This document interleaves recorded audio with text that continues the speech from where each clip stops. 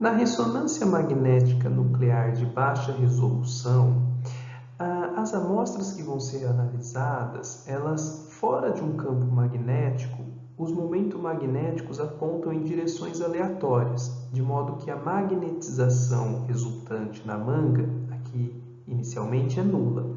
Quando a gente insere a manga dentro de um campo magnético produzido por essa peça de ímã aqui, os spins nucleares, os momentos magnéticos, eles se alinham ao campo magnético externo, aqui aplicado, B0, e surge então uma magnetização aqui na manga que a gente chama de M0.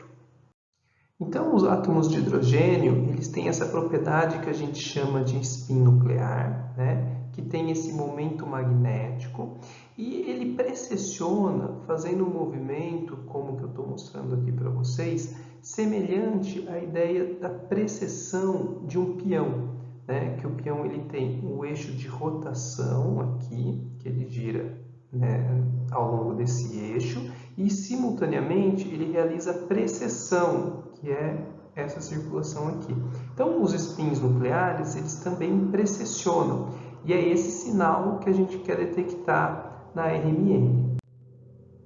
Os equipamentos que a gente utiliza para fazer essa detecção são equipamentos como esses que vocês estão vendo na foto aqui, que são uma caixa que tem o ímã permanente, a nossa amostra é inserida lá dentro, tem a parte eletrônica, e muitas vezes você consegue visualizar o resultado final diretamente aqui nessa tela.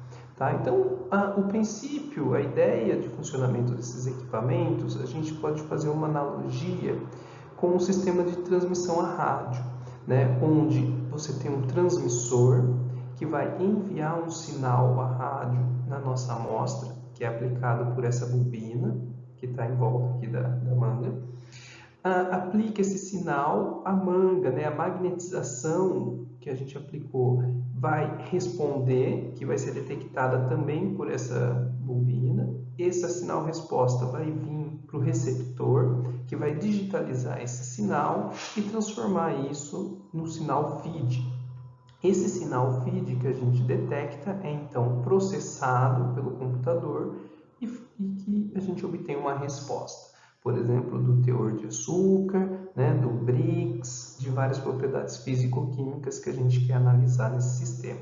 E o computador aqui, claramente, é ele quem controla a transmissão e a detecção desses sinais. Então, existem diferentes sequências de pulsos que a gente pode aplicar nas nossas amostras em função da informação que a gente quer obter.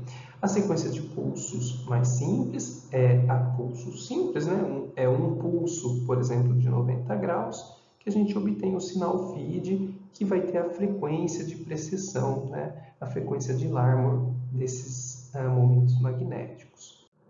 Outra sequência muito utilizada é a CPRG, que permite a gente medir tempos de relaxação T2.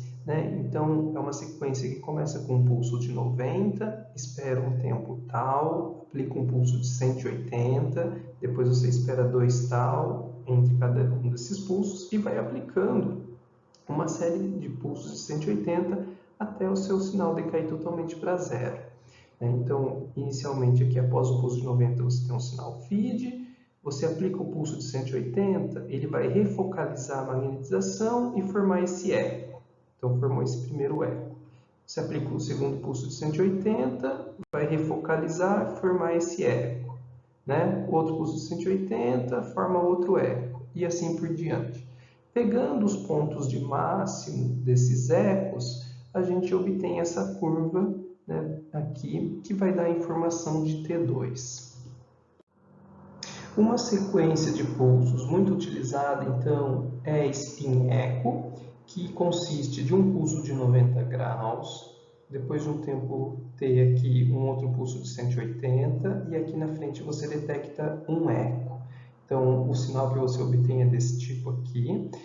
Após o pulso de 90, você vê o feed decair. Aqui você aplica o pulso de 180, refocaliza a magnetização e forma esse eco. Tá? Como o sinal do óleo muitas vezes decai rapidamente do que o da água, essa sequência de pulso ela consegue filtrar o sinal do óleo e só observar aqui a amplitude devido ao sinal da água. Então, essa sequência de pulsos, ela fazendo uma comparação entre o ponto inicial e o ponto de amplitude do eco, ela consegue medir o teor de óleo, por exemplo, em frutas e hortaliças. A outra sequência muito importante é a sequência de pulsos inversão-recuperação, que é utilizada para fazer a medida do tempo de relaxação T1. Então, nesta sequência de pulso, a gente começa com um pulso de 180 graus e depois de um determinado tempo aplica um pulso de 90 para fazer a leitura do feed. Só que isso tem que ser feito várias vezes, né? Onde 180, 90, você lê uma amplitude. Faz outra vez 180, aumenta esse tempo, outro pulso de 90, lê outra vez o sinal, forma esse ponto. Então aqui formou esse ponto, forma esse, aqui você aumenta o tempo, forma esse outro ponto, vai aumentando esse tempo tal, vai subindo essa curva. Esta curva aqui é que nos dá a informação de T1.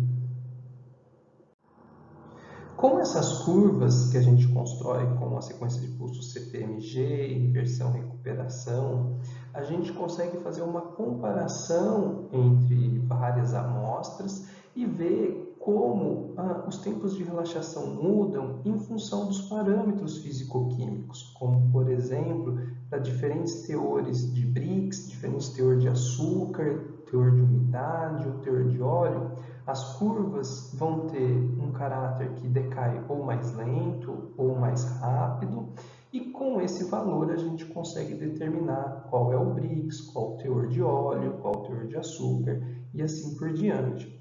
E existe um processamento matemático que nos auxilia muito nessa situação, que é a transformada inversa de Laplace, que é um processamento matemático que a gente transforma esse sinal, por exemplo, CPMG, que tem uma contribuição de óleo e uma contribuição de sinal de água, faz essa transformada matemática e obtém um espectro em função de T2 dessa forma, onde um pico aqui reflete a quantidade de água que a gente tem e o outro pico a quantidade de óleo. Então aqui o de água em T2 mais longo e o de óleo em T2 mais curto.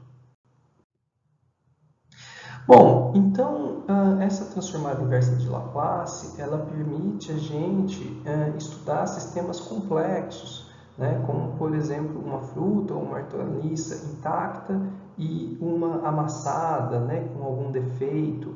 Você vai ver curvas no tempo de relaxação diferentes, como vocês estão vendo aqui, ó, a intacta em preto e a que está amassada, né? Que está com algum defeito em vermelho.